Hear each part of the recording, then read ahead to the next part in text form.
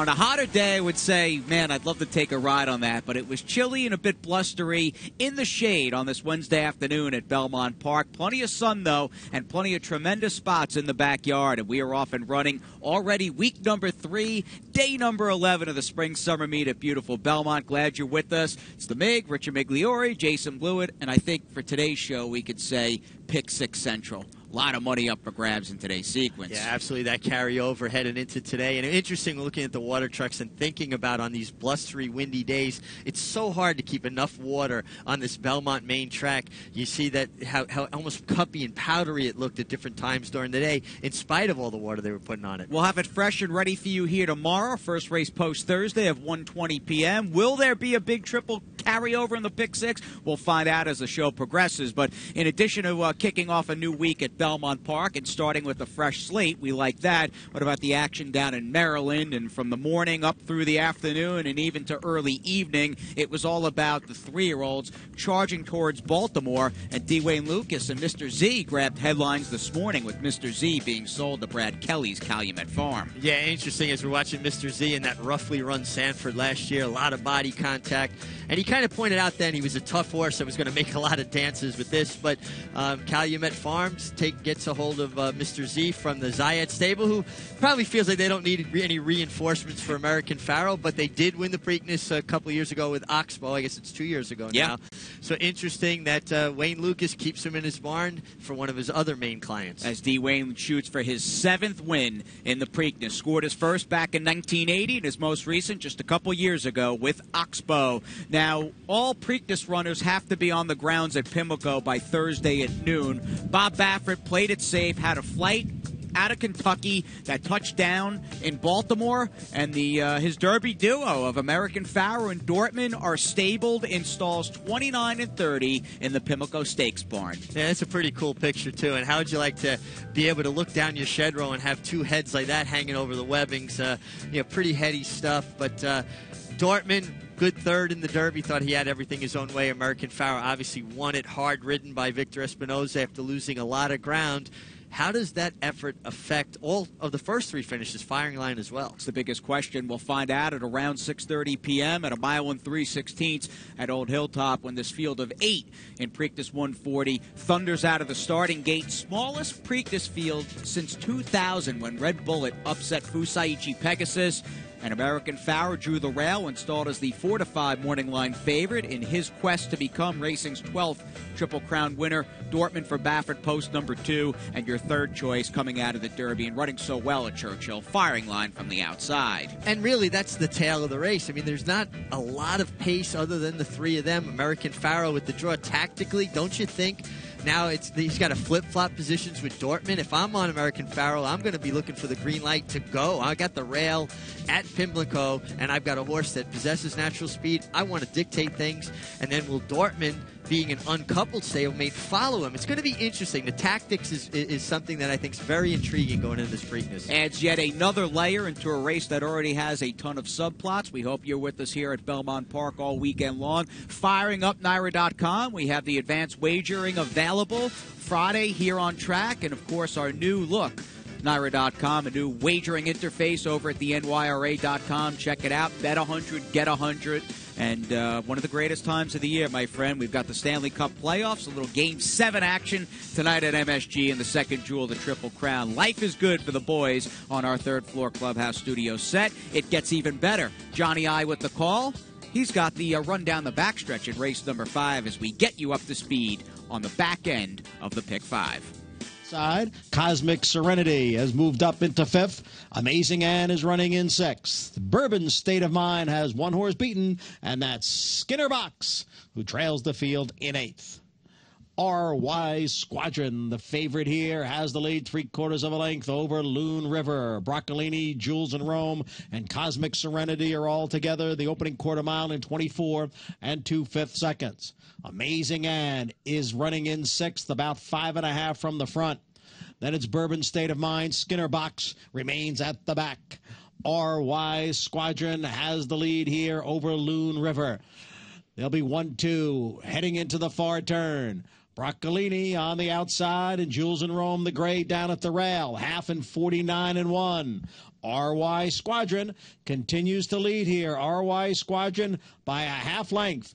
Loon River has been after RY Squadron the entire way. Still a neck off the front. Big long shot Broccolini on the outside. Jules and Rome is fourth. Cosmic Serenity will be forced 5 wide. Amazing Ann is in behind horses as the field comes into the stretch. RY Squadron over Loon River. They remain 1-2 with a furlong to the finish. Now RY Squadron clear by 2. Then Loon River. Amazing Ann making a late run. Jules and Rome is fourth. They come down for the finish. RY Squadron. Amazing Ann steadying there. RY Squadron got to the wire first, then Amazing Ann, Loon River, and Jules and Rome. RY Squadron was able to get away with the very average pace on the Widener. She's cruising. Irad Ortiz starts to set her down, goes right-handed. At this point, it's a matter of how much is she going to win by, but she starts to get a little tired, and obviously Amazing Ann, who was moving inside, steadied out and checked pretty hard at deep stretch. Yeah, and the disconcerting part about this, and I'm not going to say that the 6-horse RY Squadron wasn't going to hold on, but she goes out to herd out the other horse first. And then he's going to look around and see that the filly Amazing Ann is making a run on the inside. There's one look. That go right-handed, and then here's going to come another look. And he's saying, there's the other look. That was an even bigger look. And now you're angling back over, and you take that horse's ground. And I think that would have been grounds enough for a disqualification. Now, I understand that you make the case, well, maybe it wasn't going to affect the outcome. But when you allow riders to start doing dangerous things and make a mockery of the rules, you have to draw a line in the sand and say, we are not going to have this. And you know I'm a big Irad Ortiz Jr. fan. I think he's tremendously talented. He is never going to fulfill his full potential or his full promise with the shenanigans that he's doing. This looking around, constantly looking to mess with somebody, frankly, it's disappointing. Right. As talented as he is, just ride your horse. And eventually this is going to catch up with him, but it takes a steward to make a stand and be strong about it and basically say these are the rules and you're going to follow them. Not guilty was the call from the stewards. Whether you agree, whether you disagree, we'll see if he gets a fine, maybe a couple days, even though there was a non-DQ. That's a look back at race number 5. Chad Brown sent out the winner, by the way, as we get you back to the action on the main track. Race number 6, 3 and up, fillies and mares in this maiden special weight. With Touch the Moon and Gasparilla in heads apart 3rd and 4th. Then Forest Stone in 5th, followed by Folk Song in 6th. A break of 5 to I'll Take Charge in 7th. Now Power is the trailer in 8th. Rain has the lead here by a half length after an opening quarter mile in 23 seconds.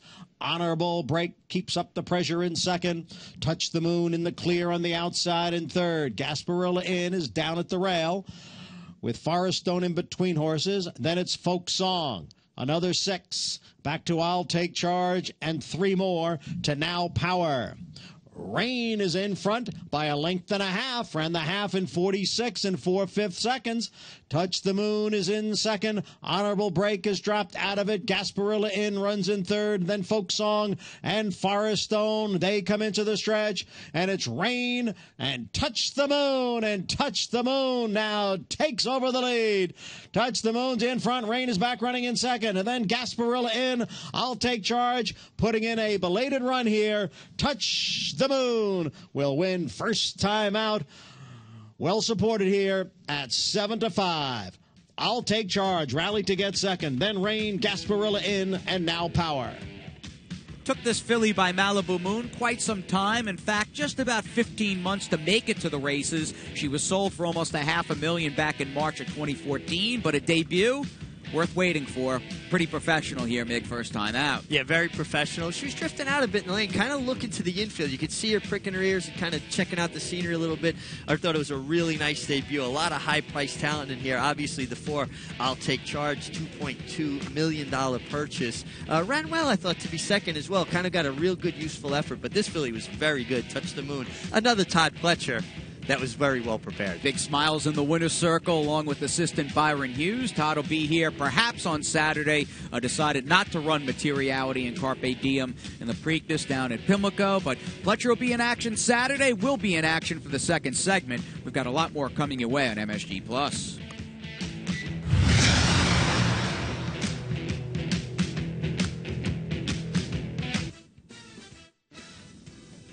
paddock at beautiful Belmont Park, the iconic 1973 Triple Crown winner. Time magazine called the Great Secretariat the Super Horse.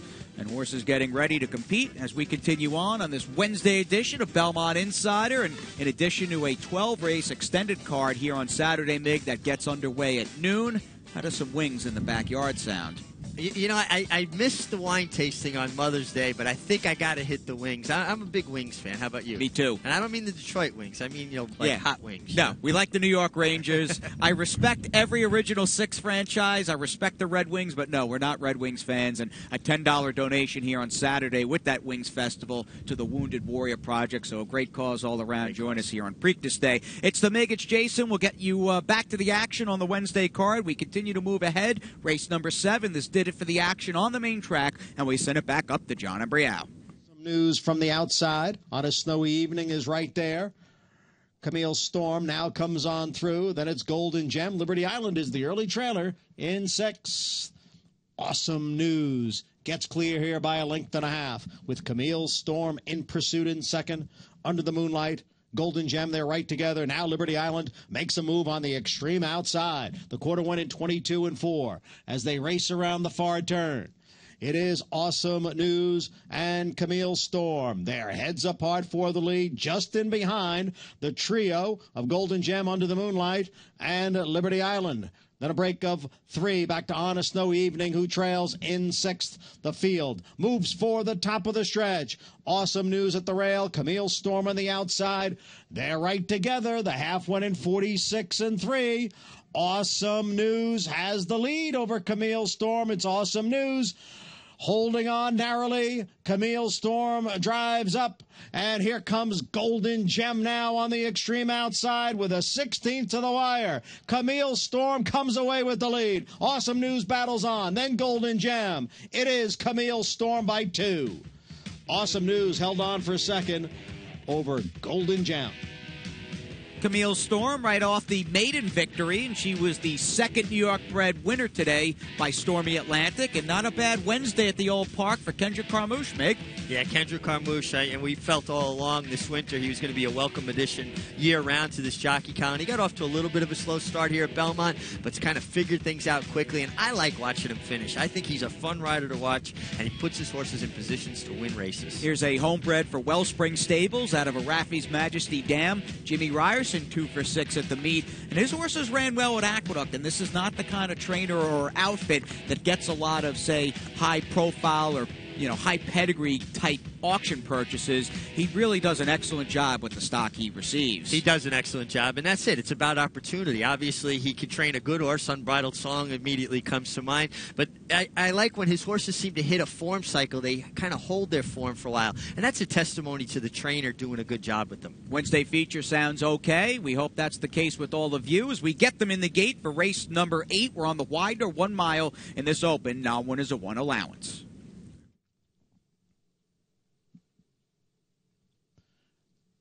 And the rough. Hesitant start for number 3, Animal Cracker, and he trails the field. Noreen is going up for the early lead, just ahead in front of Seagate, who's a close-up second. Kiss of Thunder is next and third, with English Minister running in 4th. Then it's Request and Adirondack Dancer. Those two are right together. To their inside, it's a Balderdash. And on the outside, it's a 13th Avenue, followed by Where's Danny, the Gray piloting, and Animal Cracker is 11th as they race midway up the backstretch through a quarter in 23 and 2/5 seconds. Noreen by a full length over Seagate. Kiss of Thunder, English Minister, their heads apart, 3rd and 4th. And then it's Request, who's racing in 5th. On the outside is Adirondack Dancer, then Balderdash, and there goes Animal Cracker, making a move now on the extreme outside. Animal Cracker has drawn within 4.5 lengths of the lead. The half was run in 48 seconds. It's Noreen and Seagate, and they are right together with Kiss of Thunder and Animal Cracker on the outside. Just in behind is English Minister, who's racing in 5th. They're coming for the quarter pole. SEAGATE is now the leader, with Animal Cracker moving up on the outside, then Kiss of Thunder. English Minister has now come on through. Where's Danny on the extreme outside? SEAGATE has the lead, length and a half. English Minister looking for a way through. English Minister got bottled up there, steadied a bit. Where's Danny's on the outside? It's SEAGATE who wins it 3/4 of a length. Very tight for second. Very tight between Where's Danny and English Minister. There is more where that came from. That seems to be the case for trainer Keir McLaughlin, whose barn, I don't know, over the last 6 weeks has been on a monster 30% run, and the winners keep coming. Nice turf debut today from SEAGATE. Nice turf debut. SEAGATE's one on the dirt, now it's one on the turf. Cocoa Beach, the mother, was proficient on both surfaces. He got to kind of switching in and out a bit. He was just clear, and Angel Arroyo, good, aggressive, strong ride from him. But I think the stewards did the right thing by leaving this alone. He was just clear of the one horse and when he did his shifting about. Wickedly tight place photo, a bob of the head or so, and getting the nod. The 6 Where's Danny, the Irish bred, who filled out the exacta, and the connections did have to sweat out that inquiry and Jock's objection. And there is Art Magnuson giving a leg back up to Angel Arroyo. They'll get their pictures taken with this Godolphin homebred, who is by Distorted Humor, and a 4-year-old, as that does it for race number 8. So we've got 4 full races down. Good Wednesday for Stormy Atlantic, Kendrick Carmouche, and what else happened? We hope it'll be a good Wednesday night over at the Garden for the Blue Shirts. But let's get you on to rapid fire pick 5, shall we? 1, 2, 3, 4, and 9. And it is the Princess, challenged here by Flaring on the outside. Sun and Moon is at the rail. Money Game is moving up now on the extreme outside. It is the Princess. Money Game continues to gain. Flaring is now 3rd. Then Sun and Moon. The Princess is holding off the challengers here. And the Princess, the winner by 3/4 of a length. Money Game was 2nd. Let's go to Vegas. On the outside, it's Believe in Faith. The half mile in 47 seconds. Let's go to Vegas down at the rail. Believe in Faith drifting out in the middle of this track here. It's 7 lengths to Black Coronas in 3rd and Glenbrook in 4th. And Let's Go to Vegas has turned this into a runaway. Let's Go to Vegas won by 7 lengths. Believe in Faith held 2nd over the odds-on favorite. For home, Real Estate Rich, Divine Child, Harlan's Hello continues to battle on closest to the rail, and St. Finian is on the far outside as they pass the 8th pole. It's Harlan's Hello, Real Estate Rich, and St. Finian to pick up the pieces in deep stretch. St. Finian finishes first. It looked like Harlan's Hello did get second. Delightful Aaron, an enduring touch. Off the turn, into the stretch. Kathy's Reward is the leader here. Adrift has moved to the outside. It's Kathy's Reward in front by almost 3. Adrift in second. Then Noon Sermon, followed by Enduring Touch and Delightful Aaron. Kathy's Reward, the even money favorite, is going to win here and win by almost 3 lengths. Adrift was second. Noon Sermon completes the trifecta. Pioneer of Wi-Fi, here's My Friend Keith, gaining ground from 3rd, then Fortunate Sky, followed by Werberthor, Tom's Vision. In the meantime, Foxhole Drive has a 2-length lead now, with My Friend Keith giving chase and moving up on the outside. Foxhole Drive, My Friend Keith, Foxhole Drive holds on. My Friend Keith was second, and after that poor beginning, Tom's Vision finished 3rd. Foxhole Drive, an aggressive ride. Post number 10 on the inner turf, going that 9-furlong distance. Not an easy place to start from. He wound up being the last piece in the pick 6 puzzle, over 6,200, and a very good ride from Junior Alvarado from all the way to the outside. Junior Alvarado, aggression wins races, and he showed that on Saturday when he went on a 66-1 shot for Robbie Davis. He did it again here. And the stewards were busy today. A couple of inquiries. They had to adjudicate a few things.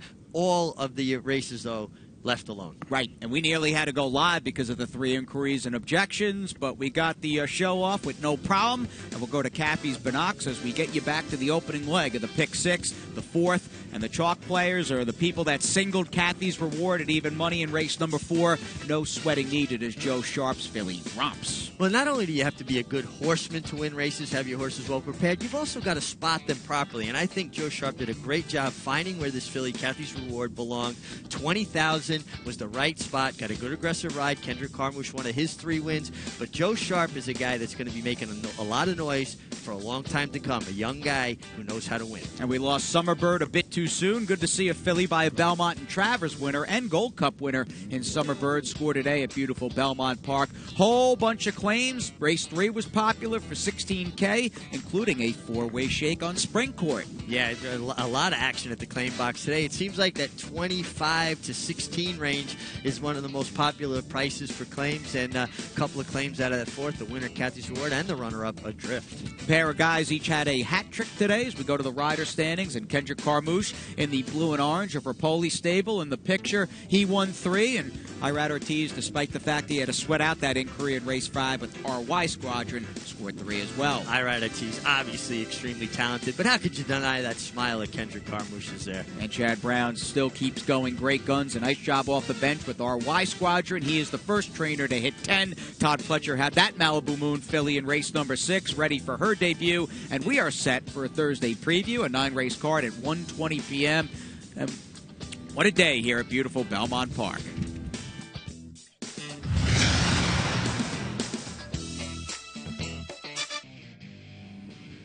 Back to Belmont Park, a place where the horses are the stars. Get up close and personal with these majestic thoroughbreds. 450 acres. We've got over 2,500 of these thoroughbreds stabled on the grounds. A real privilege to watch them run and compete every single day. And, of course, we build up. Second leg of the Triple Crown, Saturday down in Maryland. We build up and we look forward to the 3rd and final leg of the Triple Crown. Summer starts here in the 147th running of the Belmont Stakes. You know, of course, we're always rooting for that horse to win the 2nd jewel of the Triple Crown that wins the Kentucky Derby, to come here with an opportunity for a Triple Crown.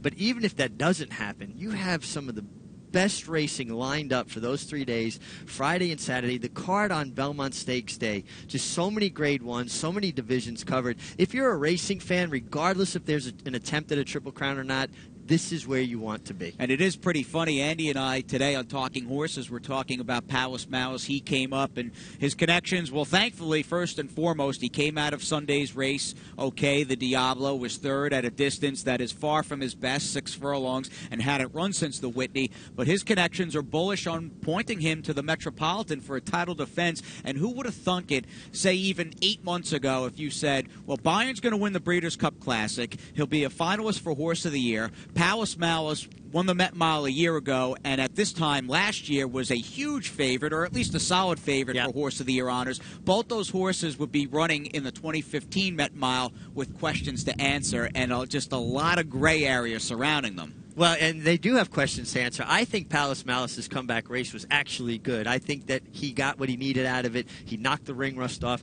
He should be able to take a step forward. Was it enough, the one prep? That's the question with this quality of field. And Bayern, we know he's phenomenally talented, but if he seems to have anything go against him, he takes his ball and goes home. And that's not an admirable quality in a thoroughbred racehorse. All right, BelmontStakes.com for those tickets. We hope to have you with us here throughout that 3-day festival. Gorgeous night, just that light at this time of the day, light at this time of the day. Just very pleasant out here as we get them in the gate, or at least we'll talk about the Thursday preview, and we'll get back to a race here as a 2-year-old in the 2013 Futurity for In Trouble. Well, In Trouble showed a lot of potential and never really realized that potential. This was his last win. Obviously, it was a grade 2. It was a good run.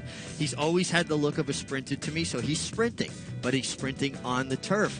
His pedigree doesn't scream turf to me, and it feels a little bit of like desperation to me. Like they're just trying to find something to turn that key again to get him to put all that potential together. Sandy Slew, one of a couple New York breds in the race. He does have some early speed, and this is a horse that usually brings it in his turf sprints. Yeah, he's good in his turf sprints. He's obviously coming off the layoff, had a couple good races and off the turf races. And he's rugged. He's a horse that shows up pretty much every time, and you got to respect that. The layoff's problematic for me. And consistency, a virtue for Jada the Croft, who was right there in pretty much all his races on the grass last season at 3. And he's kind of using this as a stepping off point. He usually runs a bit further. Is it a race they're just using to get him fit to go longer, or is he going to fire off the bench because he's fresh in the sprint? It's an interesting race. There's a lot of ways you can go. I'm glad I'm not somebody that actually wagers on the races, because I don't know which direction I'd go in this race. Tell you, over the last few cards are beginning today through the weekend, and we'll run a dozen on Saturday, and again that early first post of noon on Preakness Day here at Belmont. It does seem to me, now that we kick off week number 3, we're settled in. These cards are really starting to pick up in both quality and depth regarding field sizes. And the preview race we just looked at certainly highlights that tomorrow afternoon with no triple pick 6 carryover. We have Andy and Maggie standing by. We're in good company. Not only do we have them, we learn a bit about Belmont and David Donk and their turf races tomorrow. Thanks a lot, guys. Well, race 5 on the Thursday card at Belmont, 1.25 miles on the turf for maidens, and Belmont may hold a very strong hand in this race. He's got 2 runners, and one of them is the legitimate favorite, and that is the 6 Honorable Duty. And I'm not against Honorable Duty. I just think that he's going to get all the attention, and his other runner, Go Around, making his second start, might be the better horse. This horse ran very well at Gulfstream in its debut on April 10th. Now, listen, I can't argue that the 6 probably faced some better horses down at Keeneland than this one faced at Gulfstream, but Go Around broke 1.5 lengths to 2 lengths slow, was well back, and I thought made a considerable rally in the race and really ran well, in fact, very well, in a race that might be better than it looks on paper. And more importantly, Go Around's going to be a much better price in this 5th race. So for me, it's all about the better price. I like Belmont, but I like the longer one and Go Around as we head out to Maggie. Why, thank you, Andy. And for today's Paddock Insider, taking a look at the Thursday card, going to check in with race number 5. It's a maiden special weight going the 1.25 mile distance on the turf. And, you know, there's several different ways you could go in here. And you have a lot of horses coming back from Florida for a very strong connection. So I'm going to stick with the horse who has done his running here in New York, whom I think might get a little bit overlooked in the betting. And that is number 2, Andalusite, who is second off of a layoff for trainer Dave Donk. Stretches out another 1/8 of a mile here for his second start of the year. I thought he looked absolutely fabulous in the paddock for that effort. He did run second there. I thought it was a good return to the races. Yes, you would like to see Dave's horses win right off the bat because that's what he's known for, but I'm not going to give up on Andalusite here. So he is your Paddock Insider for tomorrow. Guys, back to you. Spot on, taking that 5th race. A lot of ways to go. Maidens, 1.25 miles on the turf at beautiful Belmont Park. We say goodnight to Big Red. We say goodnight to all of you. We say, let's go Rangers in game number 7 at MSG. And for the Mig and I, we hope you'll tune in tomorrow as we have a first race post of 120.